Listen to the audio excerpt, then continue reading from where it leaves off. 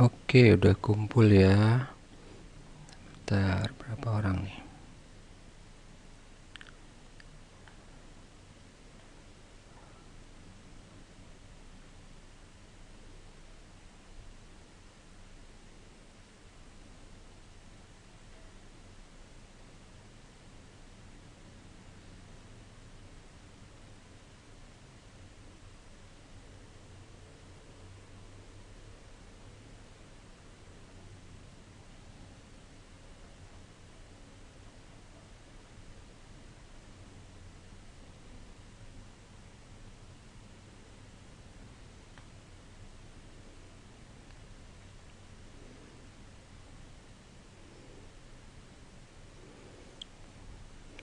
Rafli nggak ada ya, Rafli?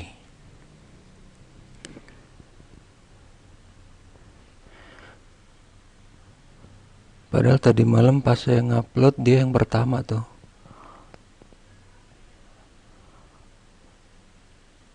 Muhammad Revin.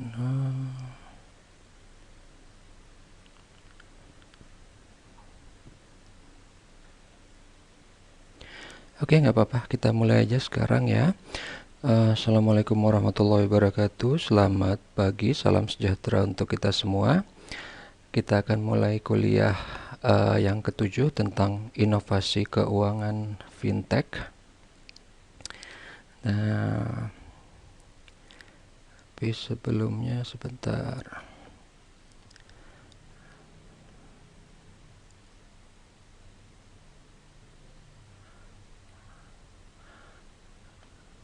Seperti biasa,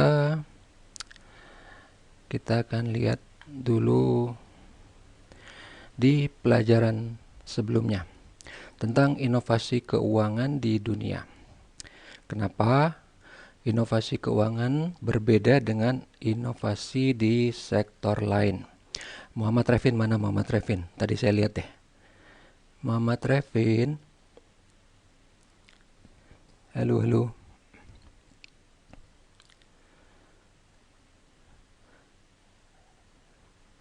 Muhammad Revin mana ya? Ya, menurut kamu kenapa inovasi di sektor keuangan berbeda dengan inovasi di sektor lain?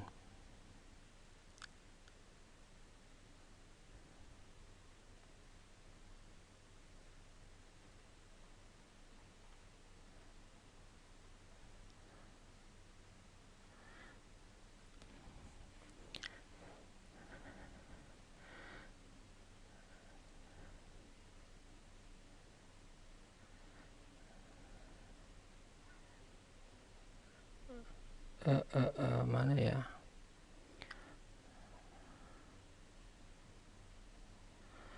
Oke, kalau gitu jangan deh. Mic-nya katanya rusak. Anugrah Raihan?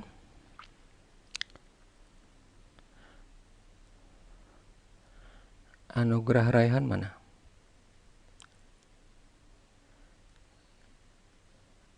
Anugrah Raihan ada?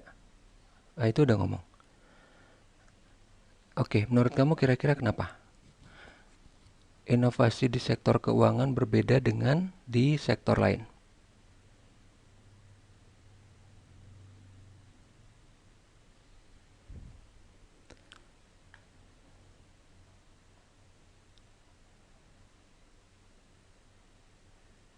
Hah? Anugrah Raihan? Oh, mati lagi mic-nya. Kok gak kedengeran ya suaranya?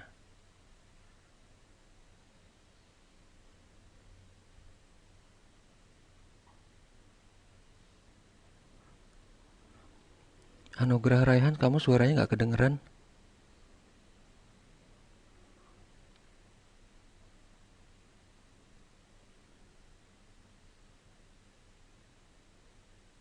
Hmm. Ini Rafli ada. Rafli, Rafli. Halo Rafli. Rafli Rafandani. Hah? Siapa yang udah on? Oh iya, Anugrah, kamu gak kedengeran tapi suaranya. Gak apa-apa yang lain deh. Rafli mana Rafli?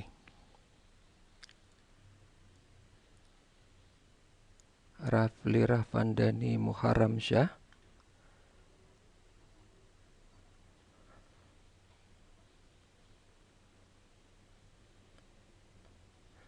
Halo, Rafli?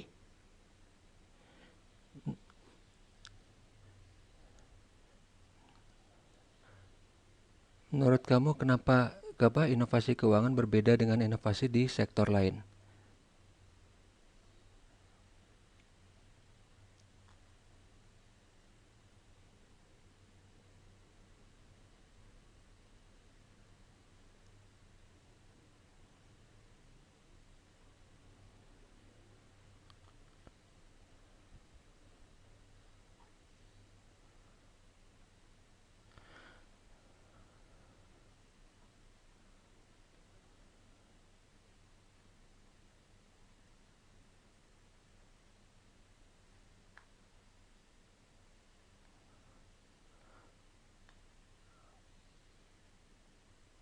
Nggak kedengeran ya, kenapa ya? Coba sebentar, saya matiin dulu presentasinya deh.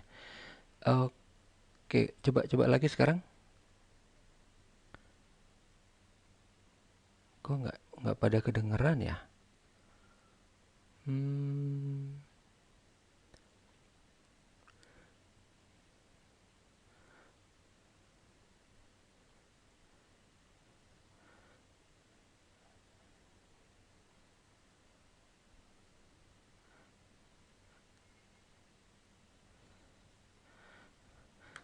tapi kalian dengar saya ngomong?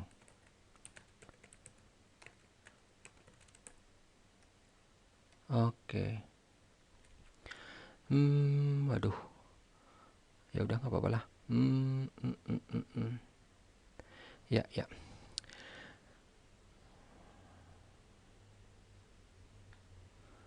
Sebentar ya. Oke, saya coba keluar terus masuk lagi.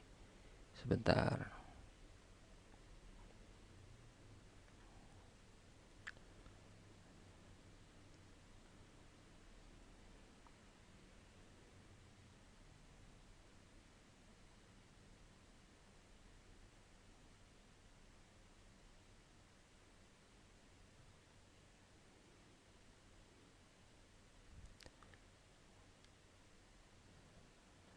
Tes tes. Rafli, nggak kedengeran juga loh. Kok aneh ya? Hmm.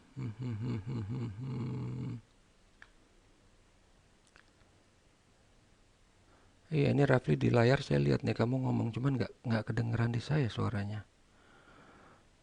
Hmm. Sebentar ya. Dari mana ini asalnya?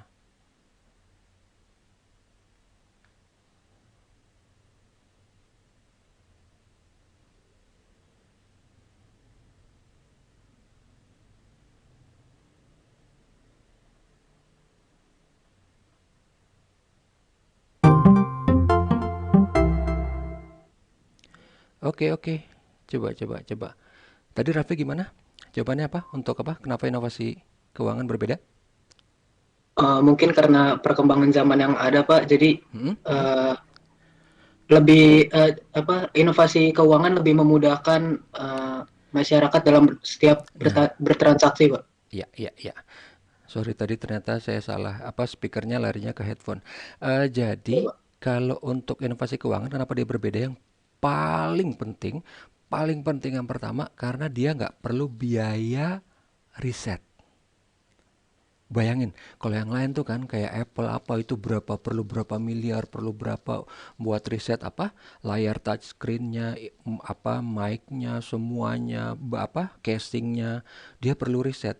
Kalau di keuangan itu nggak perlu, dia cuma tinggal ngotak-ngatik ininya aja. Ini bunganya berapa? Kita bisa nggak kasih bunga segini persen? Kita bisa nggak gini? Asset liabilities manajemennya bla bla bla. Intinya, istilahnya ya, nggak perlu laboratorium, nggak perlu tempat, nggak perlu disiplin ilmu yang jelimet gitu kan, kayak apa, kayak si Tony Stark bikin Iron Man deh, dia nggak perlu tempat khusus gitu kan segede itu. Orang bikin inovasi keuangan kan cuma di bank, di kantor cabang, di kantor pusat, karena biayanya minim jadi nggak ada paten. nggak perlu ada paten. Oke, itu yang pertama. Yang kedua, ini inovasi keuangan diciptakan ini dari berdasarkan tiga perubahan, tiga kemungkinan. Misalnya perubahan pada kondisi permintaan, perubahan pada kondisi penawaran, dan yang ketiga, ini yang kita tahu terjadi waktu di Krismon 2008 untuk mengakali peraturan. Oke, sebentar ya. Saya share lagi berarti ininya.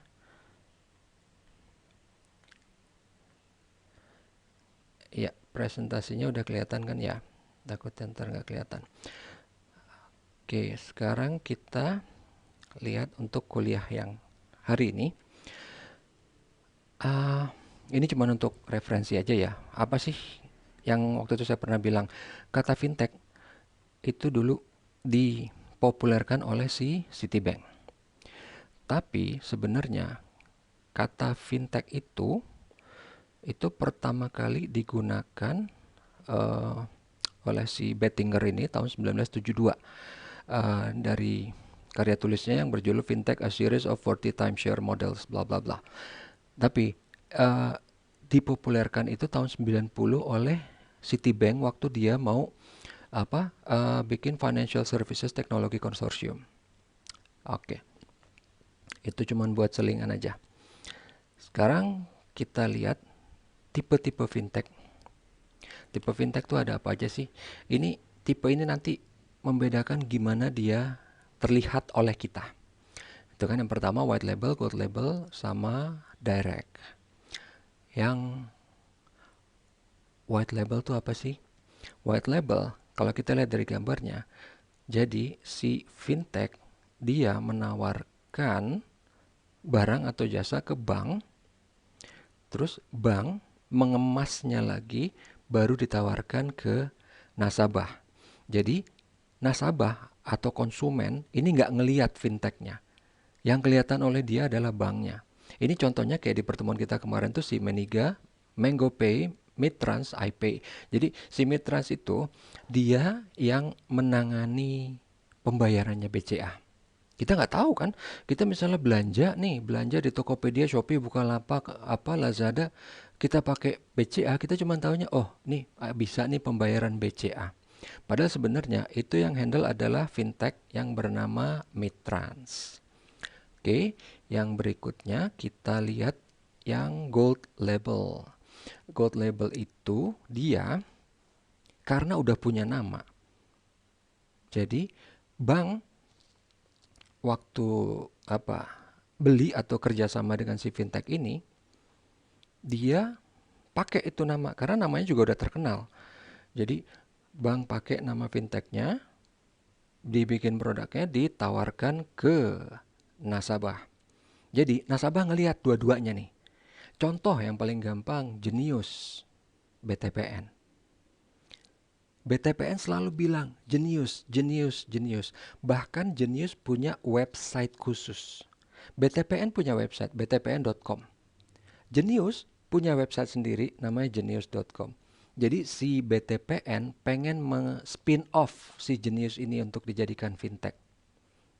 Jadi kita nih dari sisi konsumen itu ngelihat dua-duanya beda nih, ada nih. Oh ada BTPN, oh ada Jenius ya. Jenius punya logo sendiri, lambang sendiri, BTPN juga. Yang lebih jelas kalau kita ngelihat di Apple Pay. Jadi kalau misalnya nih ada fintech misalnya yang gede, anggaplah ya contoh gini. Tokopedia dia bisa nerima pembayaran Apple Pay. Dia akan bilang di situ, dia tulis lengkap dengan logonya Apple Pay nih. Jadi waktu dia menawarkan itu kita lihat Tokopedia-nya, kita lihat Apple Pay-nya. Dua-duanya ada. Jadi karena dua-duanya dalam hal ini posisinya sama kuat lah ya. Maksudnya yang simpel kita bilang gitu aja. Posisi sama kuat, jadi kita nasabah ngelihatnya ini dua. Oh iya, produknya ini Tokopedia, tapi di situ ada Apple Pay-nya. Yaitu contoh yang paling gampang. Jadi ada Apple Pay, Google Pay, Kasasa, Dwola itu sama. Jadi tiap kali si bank ini nawarin produk, dia bilang kalau ini, oh kita bisa lo terima Apple Pay gitu. Di bank di luar banyak yang udah bisa. bekerja sama dengan bank. Bahkan yang kita tahu, Apple pun sudah mengeluarkan kartu kredit. Itu dia juga kerjasama sama bank. Oke, itu gold label. Kita lihat yang berikutnya, ini yang direct. Jadi fintech langsung nawarin produknya ke konsumen. Ini contohnya Pak, banyak banget contohnya. Jadi kalau kita lihat waktu di pertemuan ketiga tentang financial disruptors, kita udah lihat tuh fintech apa aja yang udah sukses membuat gebrakan dalam dunia keuangan.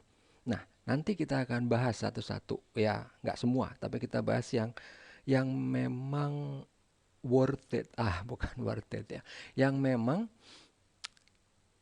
unik atau aneh. Jadi kita bisa belajar gitu dari yang aneh ini. Oke, kalau di pertemuan kemarin ketiga itu kan kita lihat di pembayaran ya, kita tahu yang paling awal mbahnya fintech itu si PayPal, Circle, TransferWise, Skrill, Alipay, WeChat, Square sama Stripe. Terus kalau untuk di bidang pembiayaan dan manajemen keuangan kita lihat ada Kabbage, Credit Karma, Robinhood, SoFi, Amazon dan Alibaba. Kalau untuk di bidang funding atau crowdfunding itu ada Kickstarter sama Indiegogo. Em, saya review sedikit lagi deh untuk yang Kickstarter ini seperti apa ya. Jadi kemarin waktu itu saya udah sempat mengulasnya sedikit, cuman takutnya kalian ada yang belum paham gitu ya. Eh, Kalau di Kickstarter, contoh yang paling gampang itu, nih saya mau bikin apa nih? Saya mau bikin motor. Saya jago misalnya bikin motor. Wah, motornya sekarang nih jelek, bensinnya boros misalnya. Saya bisa bikin yang lebih irit, tapi saya nggak punya duit. Saya bikin campaign di Kickstarter. Saya kasih lengkap speknya. Ini, saya mau bikin motor yang modelnya kayak gini. Prototipenya kayak gini. Prototipenya nggak perlu ada nyata. Kita kasih gambar, desain, atau apa, nggak masalah. Kita bilang, ini saya mau bikin irit misalnya. Mesinnya irit. Kenapa bisa irit? Caranya gimana? Saya paparkan di situ dengan jelas. Jadi nanti kalau ada orang yang tertarik, oh saya mau nih. Oke, dia bayar. Jadi misalnya di campaignnya Kickstarter terus saya ngeset ini produk kalau jadi harganya 50 juta satu misalnya. Untuk yang early bird gitu ya, yang mau mendanai saya nih sekarang 50 juta. Mungkin nanti kalau pas sudah dijual di pasaran mungkin harganya 60. Makanya biar orang tertarik kan. 50, oke ada yang mau. Tapi di Kickstarter itu saya juga ngeset batasnya berapa. Jadi minimumnya. Soalnya kalau misalnya di bawah minimum itu, saya nggak bisa berproduksi karena misalnya harga mesin kan nggak bisa ditawar. Misalnya mesin untuk ngebuat si motor ini, misalnya harga mesinnya katakanlah 1 M misalnya. Berarti kan minimal saya harus punya 1 M buat beli mesin, belum buat beli bahan yang lain atau mungkin eh, ngegaji orang lain buat bantuin misalnya. Berarti minimal misalnya anggaplah minimal harus terkumpul dana 1,5 M di Kickstarter. Jadi saya bilang di situ di Kickstarter harus ada dana 1,5 M. Saya bilang dengan jelas 1,5 M. Tapi si pemodal ini dia cuma tahu, oke saya mau beli nih harga berapa tadi 50 juta. Dia store 50 juta ke Kickstarter. Jadi nanti mungkin ada yang lain yang tertarik, dia store. Kalau misalnya mencapai atau melebihi, nanti duitnya langsung ditransfer ke saya mulai berproduksi. Banyak produk yang kayak gitu, Pebble Watch. Bahkan kan kalau misalnya kita bilang, wah itu bagus Pak ya buat orang yang punya ide, dia udah tahu mau bikin apa tapi nggak punya duit. Betul. Tapi ada satu hal lagi. Sony itu perusahaan gede banget, nggak kekurangan duit. Tapi dia juga pakai Kickstarter. Hebat kan? Kenapa? Karena gini, waktu itu kasusnya ada ya kamera mirrorlessnya Sony ya. Jadi kan dia bisa lensanya bisa diganti-ganti. Terus ada yang minta orang misalnya nih ya, anggaplah ya ini buat mungkin kan nggak semua yang suka fotografi, saya juga sebenarnya nggak terlalu suka jago-jago banget, tapi katakanlah misalnya orang kebanyakan pakai lensa 50 mili, 50 mm. Tapi terus tiba-tiba ada yang pengen, Pak, kenapa apa minta ke Sony gitu. Untuk si mirrorless kameranya Sony yang ini, bikin dong yang kamera 38 mili misalnya gitu ya. Nggak usah kita bilang fiturnya apa, lantar bikin bingung. Yang penting kan yang ada 50 mili nih yang dijual Sony. Terus konsumen minta bikin dong yang 38 mili. Nah, terus Sony mikir gini kan, kita udah riset 38 mili nggak banyak yang suka.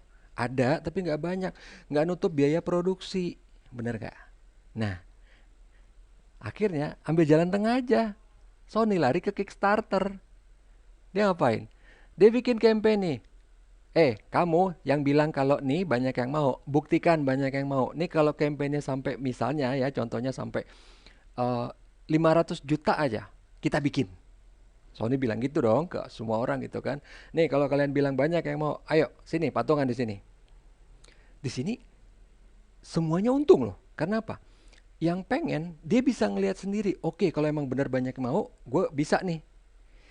Sony untung karena apa? Dia nggak perlu ngeluarin duit dan dia terlihat bagus di masyarakat. Oh, Sony mendengarkan ininya nih, fansnya, mendengarkan konsumennya. Untung semuanya. Jadi yang make Kickstarter nggak cuma perusahaan kecil atau bahkan orang yang nggak punya duit. Sony yang segitu gedenya dia pakai. Dan banyak yang lain. Panasonic apa juga pakai. Umumnya itu untuk di fotografi itu di lensa. Karena lensa itu kan macam-macam ya. Yaitu kalau kita mungkin yang umum tahunya kan yang biasa yang standar 50 55 mili, 38 mili atau berapa, atau yang mungkin kalau untuk zoom tele 70 mili 100 mili. Tapi bahkan untuk yang sesama 55 mili itu karakteristiknya juga macam-macam gitu. Lensanya Canon misalnya sama lensanya Nikon beda, tapi intinya sekarang itu banyak alternatif. Jadi yang tadi saya bilang, bahkan perusahaan gede kayak Sony, dia nggak usah langsung nolak misalnya bilang, nggak, itu nggak laku itu produk, nggak perlu kan. Dia tinggal lihat, oke nih, siapa tadi yang mau tuh lensa 38 mili? Gua udah bikin nih di Kickstarter. Ayo kalau mau tuh patungan di situ. Kalau emang bener banyak yang mau, kita bikin, jalan. Win-win solution kan? Itu dia. Itu apa bagusnya si Kickstarter. Nih kalau yang berikutnya yang kita bilang apa? Neobank, tapi ini nggak rame karena nggak masuk ke kita nih. Si Chime, Revolut, namanya emang aneh-aneh. Nah terus Neobank ini di luar, dia kan kita tahu kan, ini nggak pakai apa sih namanya? Ya kantor mungkin cuma satu untuk satu provinsi, satu kota. Dia yang lainnya kan virtual. Loh, ada nggak Pak Neobank yang kerja sama bank? Ada. Ada neobank yang dia apa tadi gold label. Dia kerja sama bank. Contohnya siapa? Si Tandem sama N26. Dia kerja sama bank untuk bikin apa namanya? Karena kan tuh apa ya? Rekening anggaplah rekening biasa yang biasanya harus bayar biaya bulanan atau tahunan, ini nggak perlu bayar. Ada, udah. Dia gold label, jadi dia bikin bareng sama bank. Nasabah tahu, oh ada ini produk kerja sama si Tandem sama bank apa misalnya, sama Banco Santander gitu. Oke, yang ini yang apa ini waktu itu kita nggak sempat bahas banyak ya, tapi ini asuransi kesehatan yang sangat canggih. Nanti kita akan lihat canggihnya gimana. Tapi ini yang paling penting, kalau kita kan misalnya kalau kalian nih pernah ada yang pakai asuransi kesehatan, pasti kan harus ngisi, kamu ngerokok nggak? Kamu sering olahraga nggak? Lah ngisi gitu kan bisa bohong ya. Kalau ini nggak, dia nggak perlu ngapain pakai kuesioner. Kamu pakai Fitbit, iya sini kasih datanya ke saya. Saya akan akses datanya. Kalau emang benar kamu olahraga tiap hari, premi kamu akan jadi turun. Saya nggak perlu nanya kamu olahraga tiap hari apa enggak. Saya akan lihat buktinya. Oke, kamu punya Fitbit, kamu pakai seminggu berapa kali? Kalau kamu benar hidupnya sehat, premi kesehatannya akan turun. Gitu. Oke.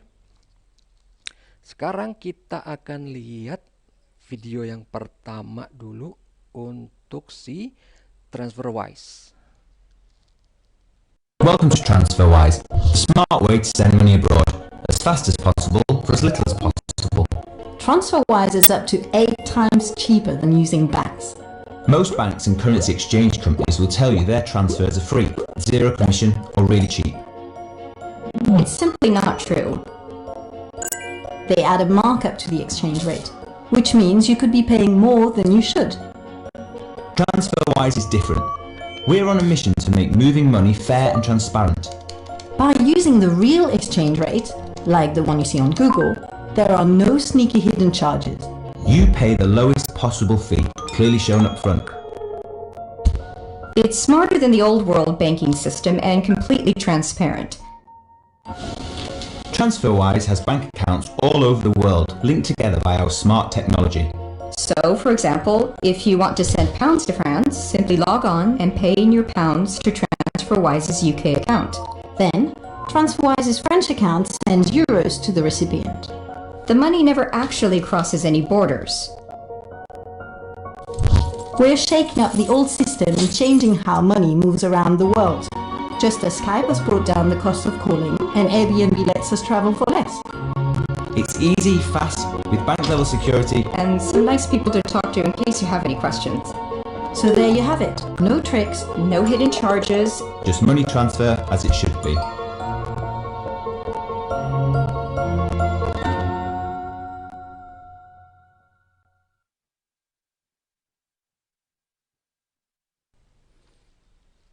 Oke, tadi kita ngelihat si TransferWise. Jadi kalau kalian nih yang pernah misalnya atau kalian udah belajar masalah pembayaran internasional, kalian tahu bahwa biaya untuk transfer ke luar negeri itu mahal. Jadi nggak usah ke luar negeri. Misalnya kalian mau bayar teman kalian sama-sama di Jakarta, tapi kalian mau bayar dolar pakai bank, tetap biayanya mahal. Nanti kita akan lihat kenapa. Di sini si TransferWise dia bilang dia bisa dengan biaya 1/8 dari bank, tapi tetap pakai bank. Tetap pakai bank. Kenapa ini bisa lebih murah? Karena dia nggak pakai koresponden bank. Nanti kita akan lihat cara kerjanya Swift gimana, kenapa sampai mahal. Karena dia pakai koresponden bank. Jadi trik ini sama kayak yang dipakai di Tokopedia. Sebenarnya Tokopedia itu bukan trik. Jadi bukan Tokopedia yang nawarin ya, tapi kita yang pakai. Jadi kalian kalau mungkin ada yang udah tahu, mungkin yang belum. Nih saya kasih tahu lagi. Kita bisa transfer uang di Jakarta nih pakai bank, tapi nggak bayar. Yang banknya beda ya. Kalau banknya sama pasti nggak bayar kan. Sama-sama BCA nggak bayar, sama-sama Mandiri nggak bayar. Tapi saya mau transfer ke teman saya BCA, saya mau transfer ke teman saya di Mandiri nggak bayar. Gimana caranya? Pakai Tokopedia. Jadi misalnya ya, saya mau transfer 500.000. Saya dari BCA saya transfer ke saldo Tokopedia. Terus rekening dan bank teman saya itu yang saya mau transfer, saya masukin di Tokopedia buat disbursement. Saya masukin, nanti terus saya bilang ke Tokopedia, nih disburse-nya duit saya yang tadi ya. Saya tadinya mau belanja nggak jadi istilahnya. 500.000 disburse dong ke account yang itu, accountnya dia gitu, bukan account saya kan. Saya baru masukin ke account yang tadi, accountnya teman saya itu. Masukin, udah, nggak kena biaya. Selama banknya nggak yang aneh-aneh ya. Ya semua bank kayaknya rata-rata saya udah pernah coba sih. Jadi waktu itu BCA Mandiri udah pernah, KBRI udah pernah, BNI udah pernah. Ya bank-bank yang umum kita kenal bisa. Dan itu dulu bahkan sempet didagangin orang dipakai. Saya tahu kenapa, teman saya ada yang jasanya itu. Dia waktu itu orang belum banyak yang tahu nih. Belum banyak yang tahu dia jadi nawarin. Bahkan nggak cuman orang itu, karena banyak kalau kalian lihat di internet dulu, kira-kira berapa tahun yang lalu banyak menawarkan jasa transfer biayanya minim banget atau bahkan nggak pakai biaya. Ya itu kayak gini caranya. Jadi istilahnya cuman inovasi akal-akalan tanda kutip ya. Karena ini dibilang melanggar peraturan juga enggak. Kita pakai infrastruktur yang ada kok, gitu kan. Nah sekarang kita lihat 1/8 dari bank, gimana caranya? Kita harus lihat dulu Swift itu sebenarnya cara kerjanya seperti apa.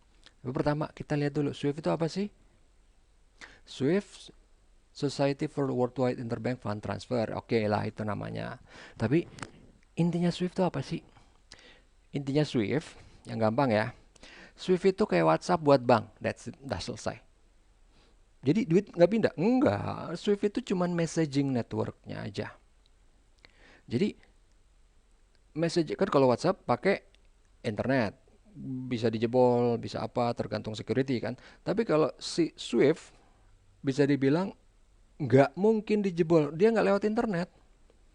Dia pakai network private sendiri gitu loh. Ya nggak kerubung kemana-mana. Jadi orang kalaupun, bukannya berarti SWIFT nggak pernah dijebol. Pernah. Tapi kalaupun mau ngejebol, harus ada orang dalam. Titik. Harus. Nggak pernah kasusnya nggak ada. Kenapa? Ya sistemnya di dalam. Dan kita belum ngomongin secara teknologi pun dia udah canggih. Jadi kalau kita ngomongin security apanya itu dia udah canggih banget. Saya waktu itu karena udah pernah lihat apa kalau di kita nih kan di apa WhatsApp itu kan dia bilang, oh percakapan Anda secure loh karena ada end-to-end encryption. SWIFT itu dari tahun 60 70 something itu udah pakai end-to-end encryptionnya, bahkan dia pakai double 2 kali. Pertama udah di encrypt end-to-end, dan tiap orang ya anggaplah tiap bank itu megang kunci, yang kuncinya itu tiap sesi beda-beda. Jadi kalau kalian dulu pernah dengar ada yang namanya PGP atau Pretty Good Privacy, sistemnya kayak gitu. Sama kayak WhatsApp deh yang sekarang end to end. Kita nggak perlu tahu kayak di belakangnya kayak gimana. Tapi intinya oke lah dia aman banget. Tapi kita lihat nih teknologinya dia SWIFT itu mahal untuk ukuran sekarang. Kalau zaman dulu mungkin orang oke lah masih nggak apa-apa. Sekarang karena kita udah lihat ada alternatifnya tadi siapa? TransferWise. Dia udah ngebuktiin dan dia sudah melakukan dan terbukti bisa. Kita lihat si SWIFT ini cara kerjanya kayak gimana sih? Kita kasih contoh. Nih saya kasih contoh yang ekstrim ya. Kita bukan mengirim duit ke luar Indonesia, kita ngirim sesama nih. Citibank Jakarta ke HSBC Jakarta. Saya mau ngirim $100. Contoh ya. Saya mau ngirim $100. Gimana sih kerjanya? Pertama, saya kan datang ke Citibank. Saya mau ngirim $100. Dari Citibank, dia kemana? Dia ke Citibank USA. Aneh kan? Saya ngirim di Jakarta, yang nerima ntar Jakarta, ngapain saya harus ke USA? Ini harus ke Citibank USA. Karena apa? Di SWIFT itu kalau mata uang dolar, US dollar, itu harus dilarikan ke currency induknya yang di negara induknya di mana? Di Amerika. Jadi Citibank akan melarikan ke Citibank USA. Habis itu, ini belum selesai nih masalah kerumitannya. Dia baru larikan, dia nggak larikan langsung ke HSBC Jakarta juga. Dia larikan dulu ke HSBC USA. Baru dari HSBC USA lari ke Jakarta. Premannya banyak banget kan. Citibank USA, HSBC USA. Harus lari ke sana semua. Dan ini yang bukan sekarang. Jadi munculnya TransferWise salah satunya itu TransferWise dari Eropa. Karena orang Eropa komplain. SWIFT itu didirikan oleh konsorsium bank-bank saat itu ya, udah lama tuh kan tahun 60-an, 7 bank besar saat itu. Jadi intinya ini kayak koperasi bank gitu ya, bikin SWIFT. Letaknya di mana? Belgia. Tapi waktu itu Eropa bilang, Belgia, kamu kenapa ngebuka data ke Amerika? Oh, saya ditekan sama Amerika, saya harus buka data saya. Oke, ya udah, ya kita nggak bisa bilang apa-apa. Belgia negara kecil, Amerika gitu kan, sok-sok ngebully gitu kan. Datanya, gue mau lihat datanya. Alasannya apalah, teroris apalah segala macem. Eropa begitu udah gede, dia bilang, ngapain? Amerika kamu mau ngebuka-buka data, mau ngeliatin transaksinya orang, kepo amat. Amerika bilang, oh ini demi keamanan dunia, bla bla bla. Oke, demi keamanan dunia. Kok apa? Komisi yang dari Eropa ini akhirnya dia datang ke Belgia. Oke, gue pengen lihat klausulnya apa aja yang lo bisa buka ke Amerika. Ternyata yang bisa dibuka semua. Oke, dibuka semua alasannya demi perdamaian dunia bla bla bla. Sekarang kita pengen lihat klausulnya apa aja. Kenapa? Ternyata klausulnya karet apa ya? Klausulnya tuh nggak jelas gitu. Jadi kasus apapun Amerika berhak gitu untuk ngelihat. Eropa nggak terima. Kenapa? Alasannya gini, kalau emang kamu mau lihat, saya juga boleh dong mau ngelihat buat semua demi perdamaian dunia. Nggak bisa katanya. Rese kan? Makanya akhirnya mulailah muncul yang lain, muncullah IBAN, muncullah chips, muncullah yang lain gitu. Karena nggak transparan gitu. Maksudnya, oke, ini dulu awalnya dibikin karena koperasi bla bla bla. Dan ini ada di internet. Ini ada di internet bagaimana Eropa itu waktu itu sempat komplain berat dengan Amerika untuk masalah ini.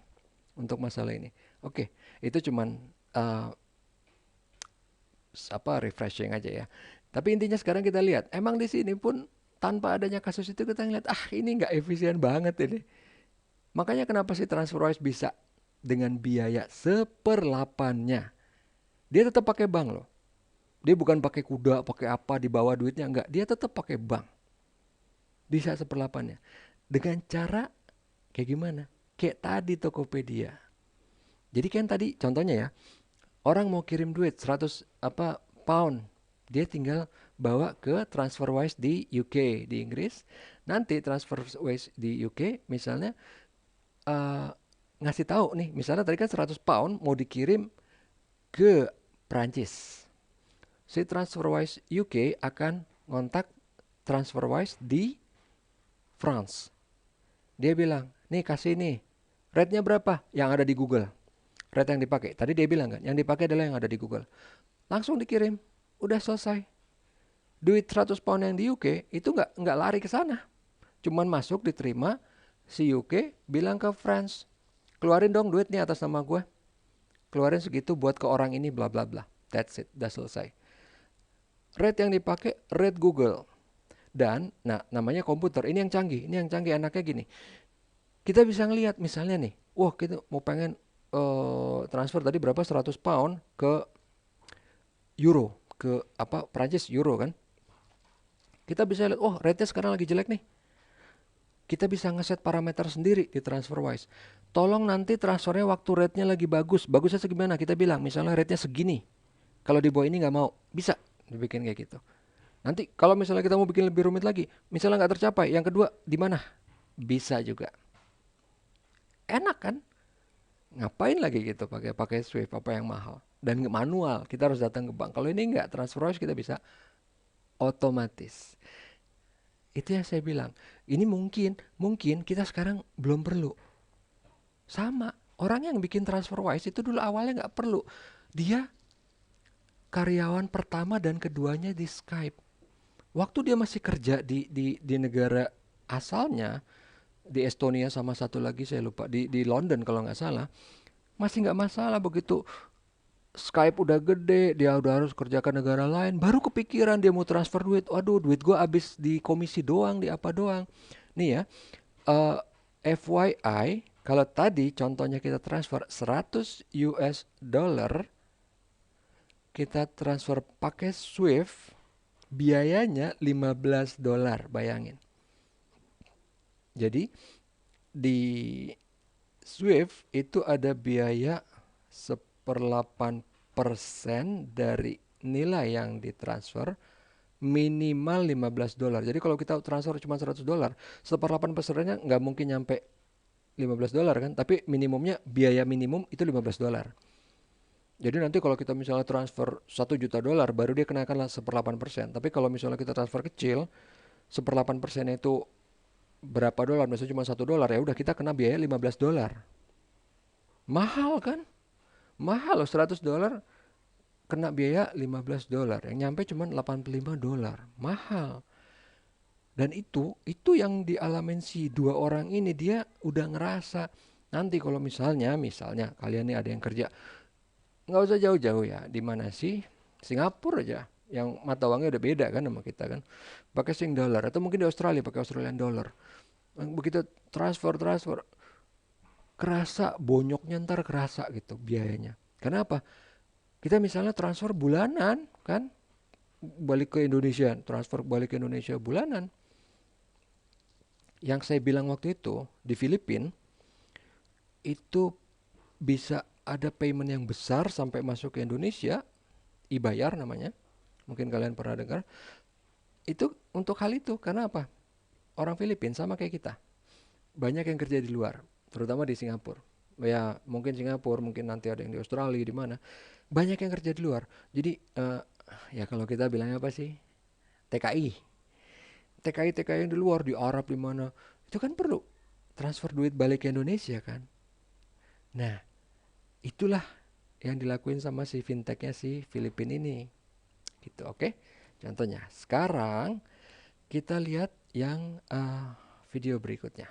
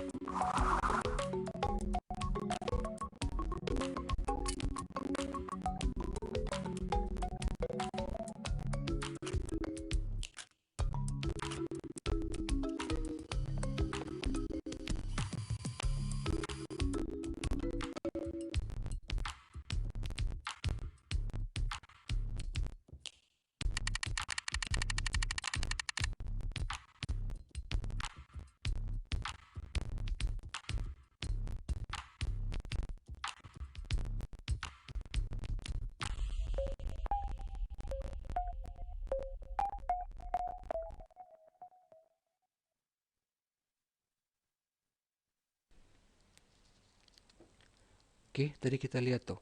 Itu si siapa? Alipay. Dia payment sistemnya dari Alibaba. Begitu Alibabanya gede, ya karena kan di Cina orangnya banyak juga ya. Sekarang udah berapa? 622 juta pengguna. Volume transaksinya udah 8 triliun US dollar. Karena apa? Dia bisa dipakai mulai dari beli apa? Beli makanan, beli jajanan, gorengan sampai beli mobil, beli apa tadi contohnya saham. Alipay yang tadinya di bawah Alibaba, terus dibikin sister company-nya itu Ant Financial. Jadi ini sama kayak dulu yang kita tahu apa? PayPal sama eBay. eBay waktu itu begitu udah gede, dia bikin payment system karena payment systemnya juga udah bagus, akhirnya di spin off, dikeluarin. Nah, ini apa sih Alipay tadinya berada di bawah Alibaba sekarang di Ant Financial. Ant Financial itu sekarang nilainya 150 miliar, lebih besar daripada si Goldman Sachs maupun American Express. Tapi masih lebih kecil dari PayPal karena PayPal nilainya 300 miliar US dollar. Dan di sini dia biaya transaksinya amat minim. Jadi orang dapat profit dari mana dong? Dia dapat profit dari sumber lain, dari pembiayaan, perorangan atau bisnis yang kayak tadi kita namanya aneh-aneh ya, Yuebao atau apa tadi itu ya untuk untuk pembiayaan. Jadi dia dapatnya dari situ, dari untuk transaksi itu minim. Dia sengaja bikin minim supaya volumenya cepat muternya. Nah terus tadi di video itu kita juga lihat kalau banyak yang concern masalah data, ya kan? Tapi tadi kan kita udah ngomong di Swift. Ini si Financial Times kan dari Amerika. Dia komplain. Lah sekarang lu sendiri gimana di Amerika? Lu ngepoin Swift, tapi orang negara lain nggak boleh. Terus begitu si Cina, bukannya berarti itu bagus ya di negara mengkepoin penduduk. Cuman intinya ya yang ngomong sama aja kan. Yang ngomong juga gitu. Tadi itu Swift contohnya sampai diprotes, bukan satu negara loh, Eropa ada banyak negara itu protes, dia bilang ngapain, kenapa cuma lu doang yang boleh lihat. Yang sampai akhirnya ini kejadian di bank ya. Waktu itu misalnya Amerika nggak senang sama Iran, apalah alasannya, biasa kan, namanya juga anak-anak, nggak senang sama Iran, Swift-nya di ban, kan itu nggak masuk akal gitu, cuman kayak anak-anak aja gitu, nggak suka, mau dibully, alasannya karena apa? Nuklir. Yang pakai nuklir banyak, Amerika sendiri punya nuklir, Israel punya nuklir, kenapa Iran nggak boleh gitu kan? Apalah alasannya gitu. Nah, ini intinya dia di situ dibilang komplain karena apa? Oh, orang lain banyak yang takut ntar pakai lah. Bisa ya, bisa enggak. Walaupun mungkin memang benar bahwa di Cina itu misalnya data memang dipantau ya. Namanya juga komunis, mau gimana ya kan? Paling nggak dia jujur kan? Oh, kita tahu dipantau. Kan kalau Swift, kalau nggak ada ini, nggak tahu kan? Saya juga mungkin nggak tahu. Kalian juga mungkin nggak tahu. Oh, ternyata selama ini semua transaksi aktivitas dunia itu dipantau sama Amerika. Entah apa alasannya. Jadi jagoan juga enggak gitu kan. Nah, jadi sekarang tadi kita lihat bahwa Ant Financial ini sudah besar. Udah bahkan apa istilahnya ya, mendekati, udah mulai merapat ke si PayPal. Padahal PayPal udah lama. Ingat kan PayPal mbahnya fintech. Come on, Ant Finance, Alipay, kapan sih baru mulai ada? Baru itu. PayPal dari tahun 90-an yang saya bilang waktu itu, dari tahun 90-an. Belum ada yang namanya fintech, orang pakai internet masih jarang, orang belajar di internet masih jarang. Udah ada itu PayPal, karena saya ingat banget saya pakai. Tahun 90-an waktu itu. Oke, kita lihat di video yang berikutnya sekarang.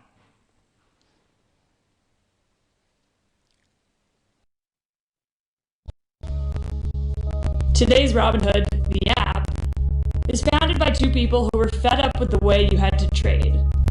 Or at least they knew others were fed up. We're focused on building an awesome user experience. Onboarding something like 150,000 customers in such a short period of time is pretty much unprecedented in the brokerage industry. The cost to trade had come down so far in the last 20 years, since online trading began, why not make it free? Now, if you want to invest in the stock market without paying fees, there's an app for that. Since Robinhood came into the App Store, we've saved customers over $5 million in commissions. All in the theme of sticking it to the banks. The mission of Robinhood is to democratize America's financial system. But there was something else that made this product work. We were already addicted to our phones. Robinhood made trading easy on the device we were looking at all day. The combination, incredible growth. The company launched in 2013. Just over a year later, they had hundreds of thousands of people on a waiting list. At the beginning of 2018, they had 3 million customers. By the end of that year, they had doubled that amount to 6 million users. The darling of fintech. Many believe the company is revolutionary. Where they are really groundbreaking is how fast they're moving and how much they're pushing the envelope. They can't be dismissed because there is something in being able to double time and time again where clearly you're resonating with consumers, and then the speed at which they're offering new types of capabilities, I don't think any of the incumbents could move that fast.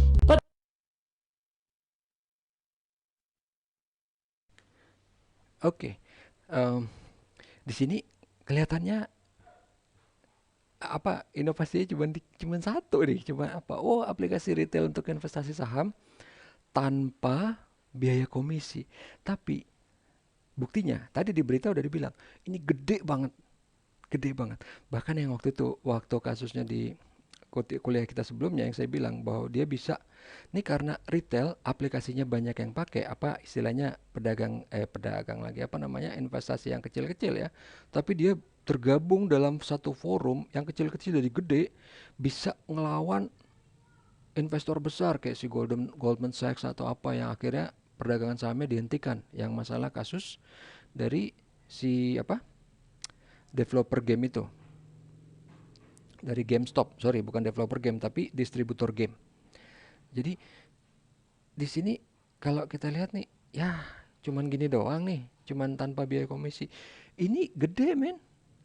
Kita investasi kalau kita yang namanya ngomongin saham, anggaplah ya investor kecil-kecilan ya, cuman invest saham 1 juta ya misalnya, ya nggak usah 1 juta deh, 500.000 ya. Gue beli misalnya saham 500.000, apalah saham cecerek gitu yang kecil-kecilan. Tapi kan nggak didiemin. Karena yang namanya kalau di aplikasi ini ataupun aplikasi lain yang online di mobile, kita pasti jual beli gitu. Walaupun sahamnya kita mungkin cuma satu nih, ya 500.000 perak men mau ngapain? Cuman satu misalnya, cuman beli saham yang murah-murah apa misalnya si Ciwi Kimia atau apa gitu ya. Kita nggak beli saham yang Indosat atau apa yang blue chip enggak. Yang kecil Ciwi Kimia beli jual sehari mungkin bisa puluhan kali. Bayangin tanpa biaya komisi. Ini bukan beli putus loh. Ini beli jual dalam sehari. Makanya tanda kutip inovasi dia cuman ini.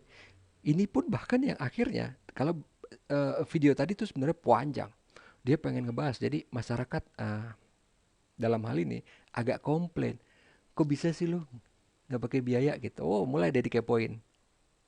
Mulai deh akhirnya tadi si namanya siapa? Robinhood dikepoin, ditanya kenapa kok bisa gitu kan? Oh, mulailah diselidikin sama SEC. SEC itu adalah Bapepamnya Amerika. Mulailah dilihat kenapa nih sampai bisa gini bla bla bla. Oh, ternyata dia dapat operational revenue itu dari pasang posisi. Nah, ini saya nggak bisa bahas lebih jauh panjang lebar karena ini mananya udah udah di pasar modal, bahkan udah mata kuliahnya beda lagi. Tapi intinya gini, di pasar modal itu ada orang misalnya yang pasang posisi untuk jual misalnya yang gampang aja, jual bisa beli bisa, dia pasang posisi untuk jual, harus ada dong yang beli, kalau nggak kejadian dong transaksinya. Nah, si Robinhood ini dia menawarkan jasa. Kalau misalnya nih ada orang pasang posisi udah lama kagak ada yang ngambil. Kayak kita nih mau pergi kemana apa pesan Gojek nggak ada yang ngambil. Driver banyak banget di situ kita ngelihat, tapi nggak ada yang ngambil. Nah, ini ada orang mau pasang posisi jual, itu nggak ada lawannya yang beli. Robinhood nawarin. Tapi di sini masalahnya. Dia nawarin tapi bukan buat beli beneran. Cuman buat posisi aja biar bisa jalan hedgingnya. Duh, itu berarti tipuan Pak? Enggak, itu praktek yang biasa di pasar modal. Jadi dia nggak melanggar peraturan juga. Jadi dia cuman kayak nawarin diri gitu. Apa ya namanya? Nawarin, ayo siapa yang punya? Oh, lu posisi lagi jual ya? Lagi nyari teman? Gue beli ya, oke. Walaupun dia nggak beli beneran. Atau ada yang posisi beli, nggak ada teman ya? Mau posisi jual? Sini. Itu yang dia lakuin. That's it, nggak lebih nggak kurang. Dengan cara itu dia bisa menawarkan jasa untuk jual beli saham tanpa biaya komisi. Itu yang sekarang kemarin lagi rame diperbincangkan, terlepas dari masalah si GameStop-nya gitu. Jadi si Robinhood ini berita di internetnya rame waktu itu masalah GameStop. Sebelum GameStop pun itu udah rame. Jadi si Robinhood ini kan udah dilihat, oh walaupun tadi saya bilang praktek yang kayak tadi itu apa menjadi lawan untuk posisi jual ataupun beli itu lumrah dan nggak melanggar peraturan, nggak melanggar. Tapi tetap ya, karena kan mungkin banyak yang sirik gitu kan, lihat kok bisa sih dia ininya gratis gitu kan, nggak bakal komisi, ininya banyak banget, apa, usernya banyak banget, naik 2 kali lipat tiap tahun naik terus gitu kan. Akhirnya mulailah dipermasalahkan, walaupun sebenarnya sebelumnya nggak pernah dipermasalahkan. Wah, nggak boleh nih, bla bla bla, apalah itu, mau bilang apa.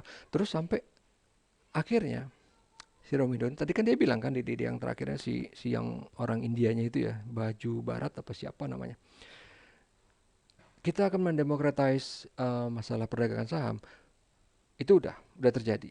Tapi terus, oke, yang berikutnya kita sebenarnya pakai bank kok. Kita istilahnya dia mau bilang kita nggak melawan aturan. Kita pakai bank. Akhirnya dia mengeluarkan yang namanya current account. Tapi karena dia bukan bank, current accountnya waktu itu flop, gagal total. Oh, makin dihajar, makin dibully sama orang. Tapi intinya, untuk ini itu sangat inovatif untuk masalah retail sahamnya. Untuk masalah retail sahamnya sangat inovatif. Oke, sekarang kita lihat video berikutnya. What is automated investing?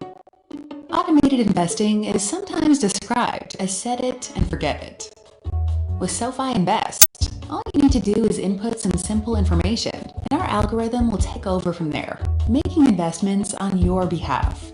A good way to think about it is that you're putting your money on a mission with ease. Once you decide how much you want to auto-invest, some of the more complicated tasks, like diversification to account for risk and quarterly rebalancing, are done for you. The first step in automated investing is choosing your risk tolerance. You can choose aggressive, moderate, or conservative. Aggressive investing will put more of your money in the stock market, and conservative will include lower risk securities. Once you've set up your risk tolerance, choose how much and how frequently you want to invest. With SoFi Automated Investing, there are no minimums and no SoFi management fees, so all of your funds get put to work. You can even set up your investing based on your goals. Want to save for retirement or toward a large purchase like buying a home? SoFi Invest will suggest the right portfolio for your needs. If you don't have the time to research every stock or fund, or are new to investing and want to get started, automated investing with SoFi Invest is a quick and easy way to get in the game. To get started on your path to financial success, download our easy-to-use app or visit SoFi.com. You can start investing in just 2 minutes.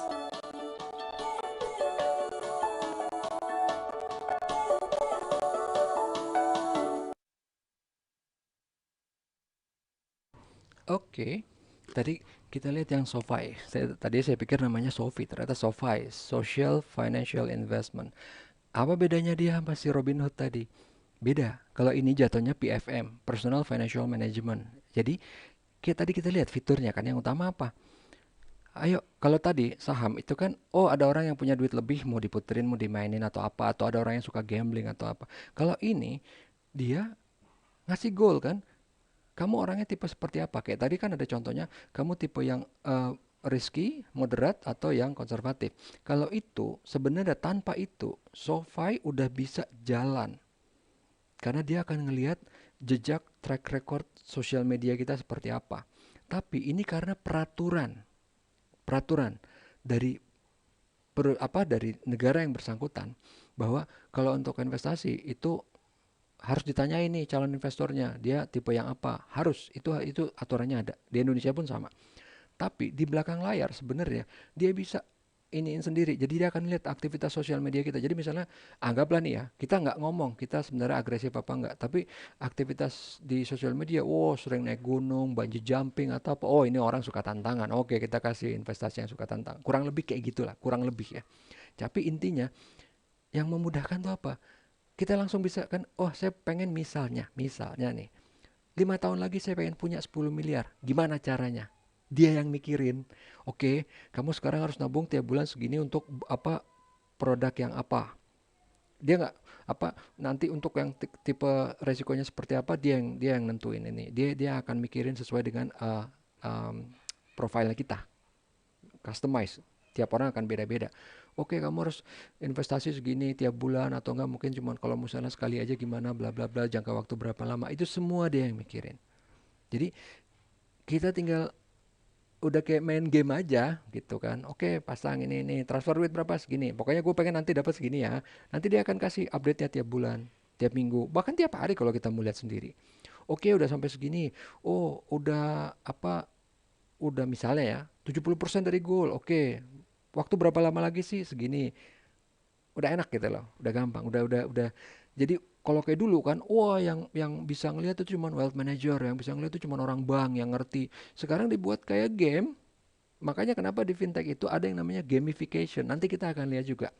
Tapi sekarang kita break dulu 5-6 menit, yang mau ke toilet, yang mau makan, yang mau minum, mungkin ada yang mau sholat duha atau apa. Oke, kita break dulu ya.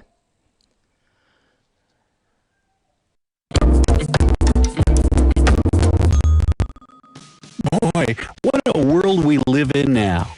We read articles, we find information, we check out facts, and we try to understand everything through a quick Google search. Our minds go through trillions of processes at any given second. Sometimes it's even hard to keep up. But here's the thing. How do we know if what we read is true and not an elaborate lie? Well, there are some ways to figure it out. Number 1. Be on the lookout for cognitive bias. As humans, we try to understand how the world functions around us through the information we're exposed to, by filtering, organizing, and understanding. We do this subconsciously to prevent our mind from getting overwhelmed. As the years go by and we acquire more information, this process of our understanding becomes repetitive, which means that we process information through patterns based on our previous experiences.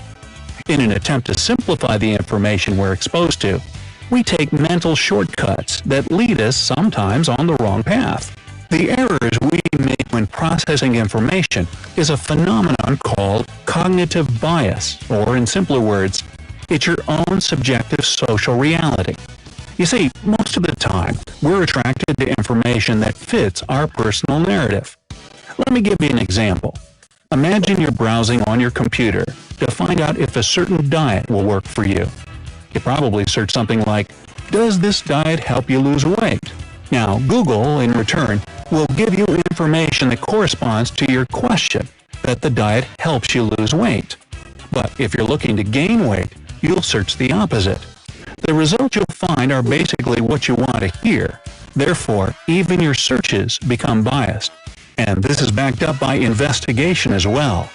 Researchers from Ohio State University found that students who go online to browse for news stories and articles pick the ones that support their current subjective views.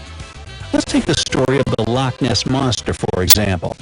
In 1934, there was a photo of the monster circling around through the media. This story made headlines fast, and everyone believed it. It wasn't until 1994 that a man confessed it was just a model made out of a submarine toy.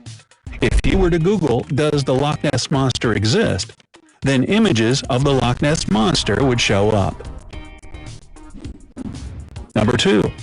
Listen to what they're not telling you. If you've worked in customer service, then you probably know this firsthand. When someone is physically attractive and they give you positive nonverbal cues, like smiling or making eye contact, they can have more of an impact on you than the words they're saying. So sometimes, all it takes is good eye contact or a captivating photo, and you're sold on the idea or the product. This is what experts call the halo effect, which is actually a type of cognitive bias. You see, when we come across an attractive person, we subconsciously assume that they're intelligent and capable. Many people in the media and powerful professions use their appearance and their non-verbal cues as a manipulative tool to gain credibility and use it to their advantage. But when you pay close attention to other non-verbal cues, you can decipher if someone is credible or not.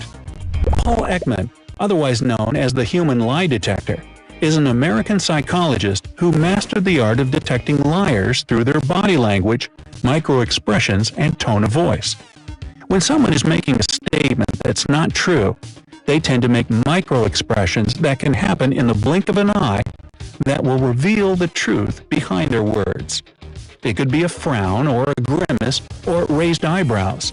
Detectives use this technique during long interrogations, and they're correct 80% of the time. Number 3. The logical propaganda. Carl Jung said, "People don't have ideas, ideas have people." And this pretty much explains propaganda and why we believe it. Propaganda is a sort of biased form of communication with the goal to influence people and make them support a belief. And when it comes to propaganda, it's almost always driven by overly passionate people who fail to see things objectively. There are countless examples of propaganda out in the world, and the one you might not know about is how eggs and bacon became the American breakfast. Back in the 1920s, Edward Bernays, who coincidentally was Freud's nephew, was a marketing genius. He was able to use psychology to convince people to buy a certain product or idea. His marketing strategies attracted the Beechnut Packing Company, who wanted to increase their low bacon sales at the time. Edward Bernays had the idea to ask doctors if a breakfast heavier than butter on toast would be more beneficial to the American public. See what he did there? He asked the question manipulatively to get the desired answer. After he got his first yeses, he posed the same question to 5,000 doctors and then presented his results to a newspaper with the study that bacon and eggs would be an ideal heavy breakfast for Americans, thus increasing bacon sales. So, what's for breakfast tomorrow? You see, when someone tells you, according to a study, you're more likely to believe them because it seems like it was truly researched. But sometimes, even studies can be misinterpreted.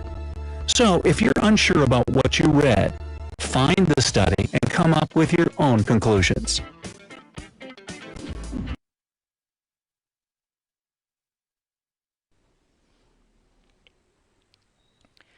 Oke, tadi itu cuman video selingan aja. Ini kita akan saksikan video yang berikutnya tentang si Oscar Health.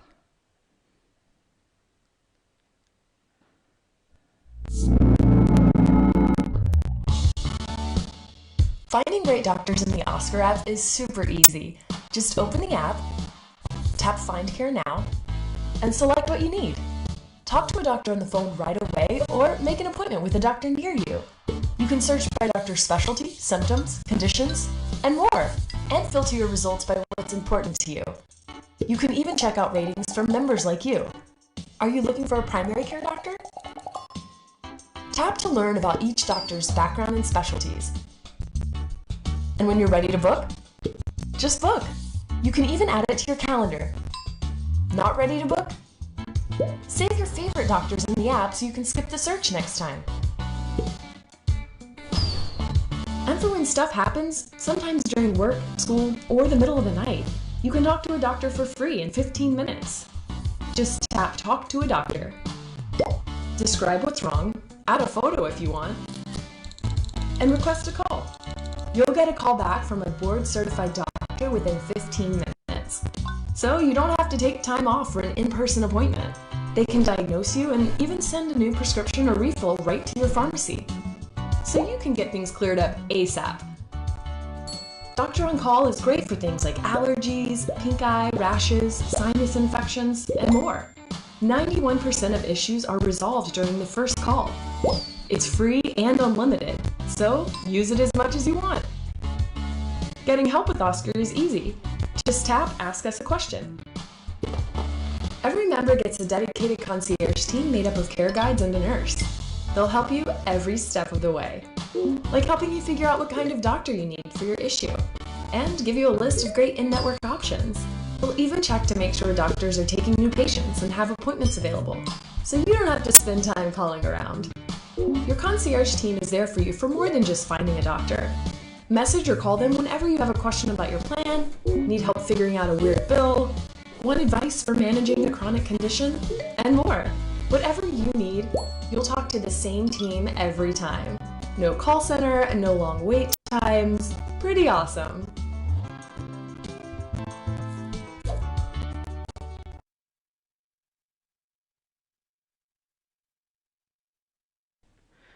Tadi kita udah sempat bahas sekilas di depan ya. Oscar Health itu sebenarnya adalah asuransi kesehatan.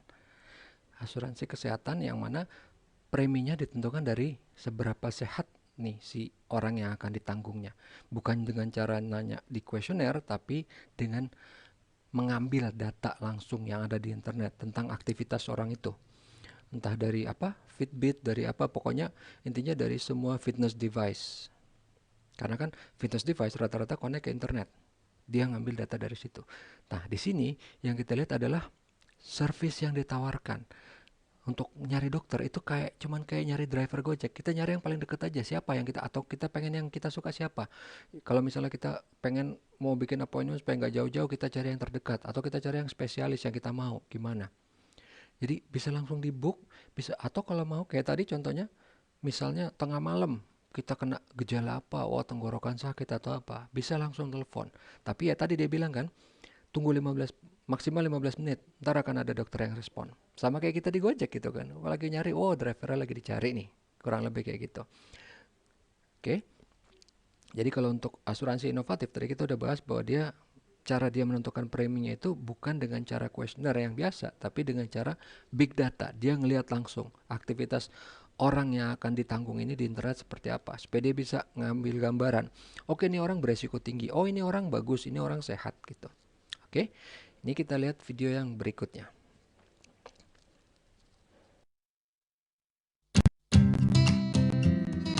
Meet Ben.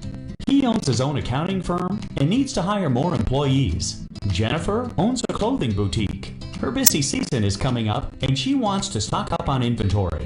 And Robert's a general contractor with cash flow concerns. Their businesses are different, but they have one thing in common. They need working capital to keep their businesses growing. Qualified businesses can get approved for a line of credit, up to $250,000. Go to Kabbage.com or use the Kabbage mobile app. Enter basic business information and securely link your business checking and other online accounts. Kabbage reviews your revenue to instantly assess your business performance. Once approved, you can start using your credit line right away, or you can withdraw from your account whenever you need extra capital to hire more employees, stock up on inventory, or cover unexpected expenses. Just sign in to access your funds. Select the amount you need, and the funds are automatically deposited into your account. Use only the amount you need when you need it.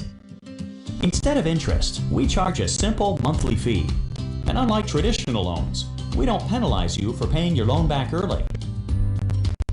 With the security of a Kabbage line of credit, you're always ready to take advantage of your next opportunity. Get started today at Kabbage.com.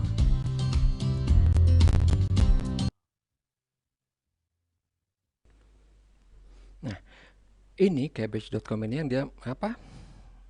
Service-nya biasa, nawarin pinjaman, tapi yang inovatif. Dia tinggal minta, oke, kamu mau pinjaman, saya bisa kasih instan. Tadi sampai dengan 250.000 US dollar. Tapi kamu harus kasih ke kita account online yang kita bisa analisa. Jadi kalau biasa kan, kita kasih dalam bentuk laporan keuangan, di audit lah, apalah. Kalau ini enggak. Oke, account online kalian mana? Kita akan lihat cash flow kalian dari bulan ke bulan seperti apa, dari hari ke hari seperti apa. Nanti dia akan bisa menentukan, oke, kamu bisa dikasih pinjaman seberapa misalnya. Misalnya kan nggak mungkin dong, misalnya orang cuman warung biasa, dia mau minta pinjaman 250.000 US dollar, nggak mungkin kan, itu nggak masuk akal. Jadi dia akan menganalisa, dia akan menilai, oke, kamu bisa dapat pinjaman segini. Itu standar lah ya, kita tahu di bank juga kayak gitu untuk masalah kredit analis. Tapi yang penting di sini tadi apa? Nggak ada bunga. Yang ada cuman monthly fee. Monthly fee kayak biasa aja kita beli software subscribe atau apa, monthly fee, which is itu wajar gitu, ada monthly fee. Terus kita cuman pakai duit yang memang kita mau pakai. Maksudnya apa? Misalnya si Kabbage sudah menganalisa, kamu bisa dapat pinjaman 10.000 misalnya ya, 10.000 US dollar. Oke, Ya udah, tapi hari ini saya belum pakai, belum dicas, belum kena juga biaya bulanan dari dia. Oh misalnya ntar pas kita baru mulai pakai, nanti baru kena sama dia biaya, kena biayanya berapa gitu. Nah, yang lebih penting lagi, yang waktu itu saya bilang, kalau di bank suka nggak adil kalau kita minjam duit, kita mau melunasi lebih cepat, kena denda. Nah, ini yang benar, nggak kena denda. Ya karena, lah duit dibalikin kenapa nggak senang sih, ya kan? Gitu. Jadi ini udah mulai istilahnya, walaupun misalnya dia di Cabbage ini dari Eropa, ini udah syariah gitu loh, udah pas, udah nggak ngerepotin orang, nggak pakai bunga dan nggak ada denda gitu, semuanya happy. Dan ini besar, Cabbage ini besar loh di sana gitu. Nanti apa dia masuk ke sini apa itu, kalau yang saya tahu sih beritanya belum. Oke, ini kita lihat sekarang yang Credit Karma kalau nggak salah ya.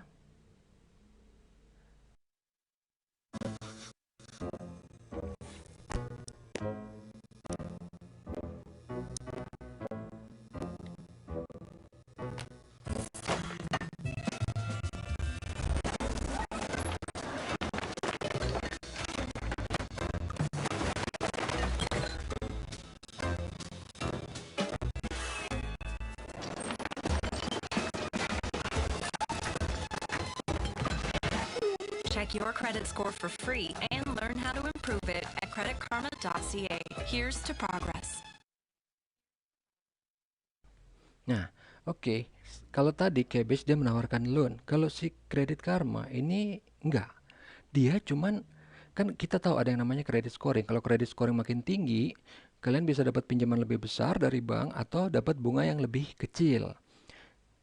Credit Karma itu cuman nolongin orang. Dia bikin bentuknya kayak game gitu. Kayak tadi kan kita lihat kan, scoring kamu hari ini 700 loh misalnya. Yang tinggi misalnya 900. Gimana cara naikinnya? Dia akan bilang, oh kamu harus bayar bill tepat waktu, kamu harus ini, kamu harus ini. Nanti secara live akan kelihatan di situ. Oh credit scoringnya naik. Kayak tadi kan contohnya dia apartemennya cuma kecil, ntar tiba-tiba bisa dia punya apartemen lebih besar karena bisa dapat pinjaman lebih besar atau bunga yang lebih kecil atau dua-duanya dari bank kalau credit scoringnya udah naik. Tapi di situ kan dia bilang disclaimernya, ini cuman gambaran. Credit scoringnya angkanya mungkin beda, tapi intinya sama. Naik turunnya itu prinsipnya sama. Credit score akan naik, akan jadi bagus kalau misalnya orangnya selalu taat bayar, selalu bayar pinjaman, bayar bunga, atau misalnya dia punya lebih dari satu kartu kredit atau pinjaman dan semuanya dibayarnya on time, itu skornya lebih tinggi lagi. Kurang lebih kayak gitu. Jadi ini simple kan? Ini aplikasinya nggak ini, dia nggak nge-charge customer, dia cuman nantinya dia akan dapat data, itu yang dia mau.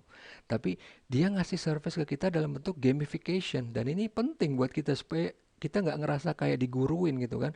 Oh credit scoring oke. Kayak kesannya kayak asik gitu kan. Oh masa gue cuma segini sih, yang lain berapa ya, kayak gitulah. Jadi dibuat lebih fun. Nah, yang terakhir ini sebenarnya cuman sekilas saja karena ini cuman masalah payment. Jadi tadi kan kita tahu ada Alipay, tapi masalahnya apa? Alipay itu cuman unik di Cina.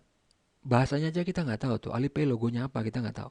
Kalau di luar yang menjadi challengernya PayPal itu namanya Stripe.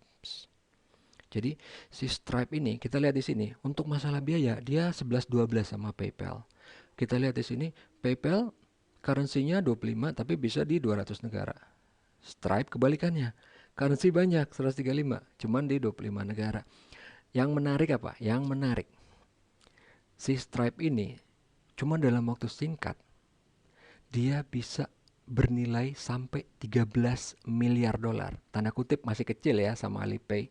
PayPal 300, tapi naiknya cepet banget. Dan kenapa? Kenapa dia bisa dibilang lawan berat? Di belakangnya yang nge-backup dana si Stripe ini, pertama Amex, kedua Visa, ketiga Google. Google pakai perusahaan yang namanya Capital G. Yang keempat nih yang unik, Peter Thiel, salah satu pendirinya PayPal. Lah kok bisa? Lu justru bagus kan? Loh, kenapa dia kepesaing? Dia nanam modal di Stripe, dia pesaingnya. Jadi dia bisa lihat kan langsung ke dalam jeroannya kayak apa. Stripe ini hebatnya apa sih? Kayak apa sih bagusnya? Bahkan kalau perlu, misalnya, oh udah tinggal gua akuisisi aja, tinggal dibeli aja. Walaupun di sini, kalau dari analisa pasar, yang nanti kemungkinan akan mengakuisisi itu adalah Visa atau Amex atau mungkin Google, tapi kemungkinan besar sih Visa. Karena apa? Dia nanti Visa ini kan sama kayak Swift ya, network jadul lah ya, kurang lebih anggaplah gitu yang gampang. Dia ngadepin fintech gimana? Oke, kita kayak ini ada fintech yang bagus, masih belum terlalu mahal karena kalau PayPal udah mahal banget, udah nggak ada duitnya kan. Kita beli yang ini, kita udah bisa compete dengan yang namanya fintech, gitu loh. Nah, yang berikutnya di Stripe ini kita lihat juga ada gold labeling. Apa itu? Dia bisa pakai apa? Alipay, Apple Pay, Google Pay, WeChat, Microsoft Pay. Semuanya itu waktu di Stripe akan kelihatan dengan jelas. Ada logonya Stripe, ada logonya Alipay, ada logonya Apple Pay. Karena dua-duanya setara. Sama-sama dikenal orang. Jadi kayak tadi kan kalau yang namanya white label, Mitrans kita nggak tahu di belakang nih. Yang kita tahu cuma BCA, ternyata di belakangnya Mitrans. Gitu. Oke. Sebelum saya buka sesi pertanyaan, karena nanti kita udah mau menghadapi UTS, ini saya kasih gambaran ya. Jadi kemarin saya udah kasih soal-soalnya ke bagian pendidikan dalam bentuk Google Form ya. Saya kasih dalam bentuk Google Form. Nah, salah nantinya apa akan dipakai cara biasa kayak di kampus, saya nggak tahu. Tapi saya kasih dalam bentuk Google Form. Kalau dalam bentuk Google Form itu formatnya seperti ini. Jadi 50 soal pilihan ganda, waktu pengerjaan 100 menit, jadi rata-rata satu soal 2 menit, itu lama. Karena standarnya, kalau untuk sertifikasi di luar sana, nanti kalau kalian udah kerja pengen sertifikasi, satu soal 1 menit. Dan di sini saya masih kasih soal itu cuman 1 kalimat 2 kalimat. Kalau yang sertifikasi, soal itu paragraf men, panjang banget, nyebelin. Dia nanya cuman sedikit, tapi dikasih cerita panjang banget. Kalau ini enggak. 100 menit, jangan pilih waktu terlalu mepet. Jadi misalnya 100 menit itu dari jam berapa? 13.30 misalnya sampai berapa? Sampai jam berapa sih? 14, ya 15.10 misalnya gitu ya. Jangan terlalu mepet, karena apa? Ada perbedaan waktu antar provider internet kan? Walaupun kalian, wah saya pakai provider dari ini pak, iya memang, tapi kan misalnya dari e-kampus dia pakai provider Telkom misalnya, dia pakai waktunya Telkom misalnya pakai dari NTU dari mana gitu kan, dari apa internet time yang mana, nanti mungkin ada yang lain, kemungkinan bisa ada selisih itu yang jadi jangan mepet banget sampai 1 menit. Yang kedua, kenapa jangan mepet? Kalau di Google Form misalnya nanti UTS-nya pakai Google Form, itu kan terakhir kalian harus ngisi captcha. Kalau kalian udah tahu, captcha tuh nyebelin kan. Udah ngeklik-klik ternyata nggak bisa. Tapi jangan jadi alasan juga, karena kita udah bilang di sini dari awal ada sisihkan waktu untuk mengisi captcha. Dan ini yang seperti biasa. Kenapa saya pilih Google Form? Karena soal urutannya akan diacak. Tiap orang yang akses urutan soal akan beda. Walaupun orang yang sama, dia keluar ngakses lagi, urutannya akan beda. Pilihan ganda, urutan jawaban pilihan ganda juga akan diacak. Soal cuma bisa dikerjakan 1 kali. Dia akan ngambil email kalian. Walaupun misalnya kalian beternak email gitu ya, mau pakai email banyak, itu nggak terlalu banyak membantu karena cuma ngabisin waktu. Nanti kita akan lihat kenapa. Skor akan langsung terlihat setelah kita ngerjain semua soal, terus klik submit. Nah, di sini juga yang penting, si soal itu saya desain bukan cuma buat nguji pemahaman, tapi juga buat memperdalam. Kok bisa? Ini soal juga jadi belajar. Kenapa? Nanti akan ada soal yang kalian cuma lihat pilihannya, kalian tahu kok jawabannya apa. Tenang aja. Jadi banyak yang common sense. Jadi pilihan yang lainnya tuh terlalu culun gitu. Tahulah pilihannya pasti yang ini. Ya kayak bonus lah itu, anggaplah. Jadi semua soal diambil dari materi pertemuan kuliah. Jadi bukan cuma diambil dari PowerPoint ya, tapi dari omongan saya juga. Karena banyak kan kalau kayak di slide, tiap slide di PowerPoint itu cuman poinnya aja, namanya juga PowerPoint. Materinya itu adalah yang saya omongin. Di sini kita bisa bilang, wah nggak boleh kerjasama, nggak boleh buka materi. Nggak, bagi saya percuma. Kalau misalnya dilarang, kita nggak bisa enforce karena apa? Kita nggak bisa ngelihat. Beda kalau di kelas.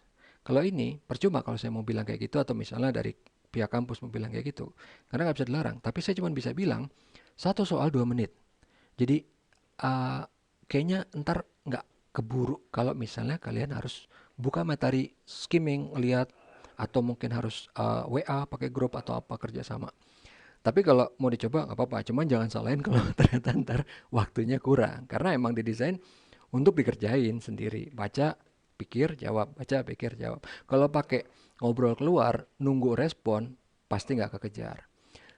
Yang terakhir, kalau misalnya kita yang tadi saya bilang beternak akun, kita punya banyak Google ID, kita mau coba, itu nggak terlalu banyak berguna karena di sini, ini saya kasih lah ya bonus contohnya soalnya, saya nggak kasih tahu jawaban yang benar yang mana. Begitu kalian udah selesai ngerjain, kan di review gitu kan, kalian bisa lihat nilainya. Wah, kita pilih red label, salah. Udah, tapi nggak dikasih lihat jawaban yang benernya yang mana. Gitu. Oke. Sampai di sini, ada pertanyaan tentang kuliah atau tentang UTS kak?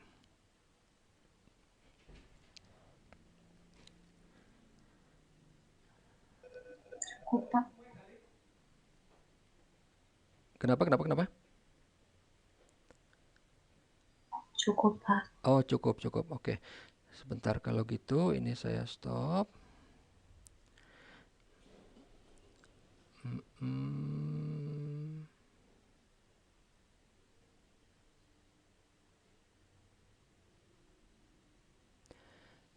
Oke, jadi nggak ada pertanyaan ya.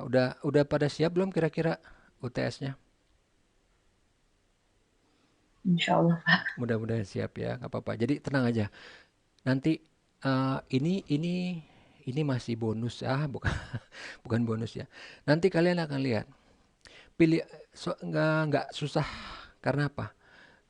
Nanti pas di soal, mungkin misalnya, aduh gue nggak ngerti ini soalnya apa. Lihat aja jawabannya.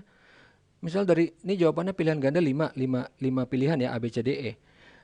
Ntar 5, yang 4 tuh jawabannya culun banget, berarti cuma 1 yang benar. Udah, kalian nggak perlu paham soalnya apa. Oh, udah tahu nih. Ini jawaban 5, yang 4 culun banget nih. Udah tinggal 1. That's it. Itu triknya. Kenapa saya kasih tahu? Karena trik ini akan kepake nanti waktu kalian ngambil sertifikasi juga. Yang tadi saya bilang, 1 soal 1 menit. Jadi banyak nanti ingat-ingat ini ya.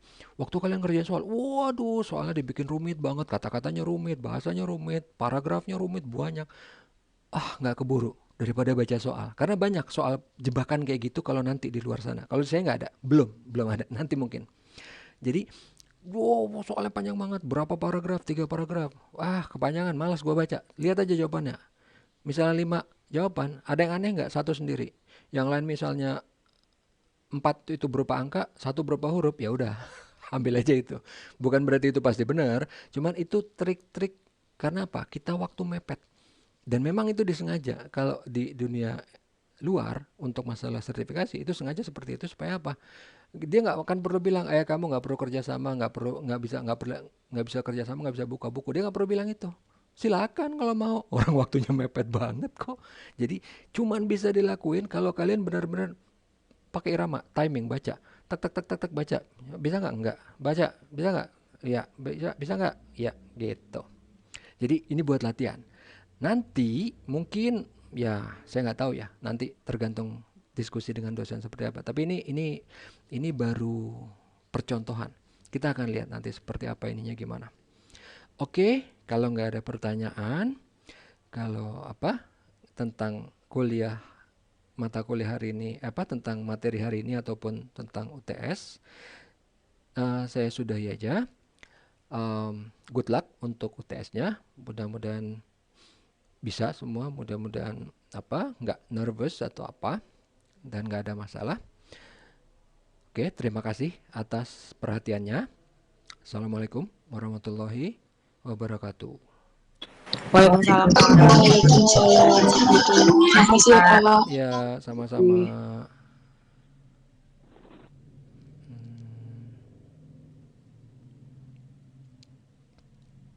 Terima kasih Pak. Ya, sama-sama.